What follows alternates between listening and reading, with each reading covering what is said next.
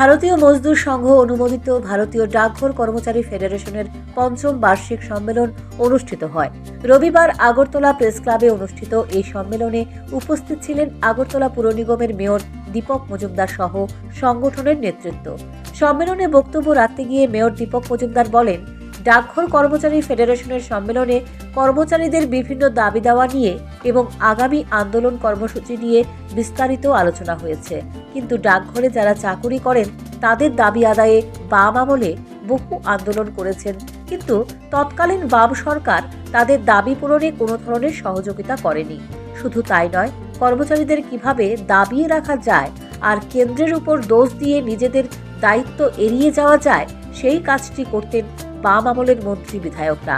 বর্তমান সরকার সবকা সাথ সবকা বিকাশ এই নীতি নিয়ে কাজ করে চলেছে। চেষ্টা করি সময় দেওয়া, কিন্তু আজকে প্রথম যে প্রোগ্রামটা মাননীয় মুখ্যমন্ত্রী ছিলেন প্রোগ্রাম তারাই দেরি করেছে শুরু করতে। এই কারণে প্রত্যেকটা আমরা প্রায় 1.5 ঘন্টায় সবাই চলছি দেরি লেটে সব প্রোগ্রাম। যাই হোক, তারপর আপনাদের সামনে উপস্থিত করে নিজেকে ধন্য মনে করছি, কারণ আপনারা এমন একটা জায়গায় ডিপার্টমেন্টে কাজ করেন,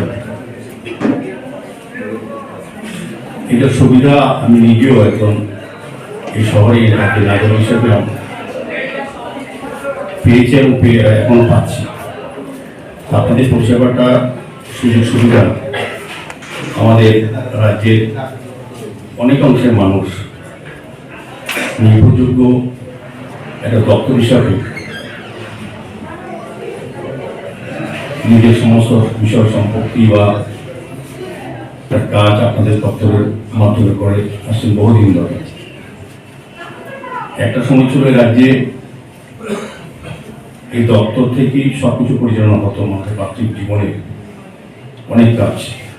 পরবর্তী সময় আস্তে আস্তে অনেক ব্যাংকিং প্রতিষ্ঠান তৈরি হওয়াতে বা আধুনিক ব্যবস্থাপনা তৈরি হওয়াতে অনেক ক্ষেত্রে আপনাদের অনেক কিছু গুরুত্ব কমে গেছে বা প্রয়োজন পড়ছে না।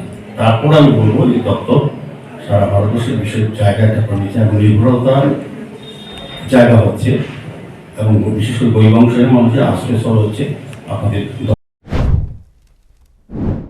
সম্মেলনে 2024 সালের লোকসভা নির্বাচন নিয়ে আলোচনা হয়েছে। এই নির্বাচনকে সামনে রেখে কি কি কাজ করতে হবে এর একটি রূপরেখা তৈরি করা হয় সম্মেলন থেকে। Bureau report, news prime Tripura.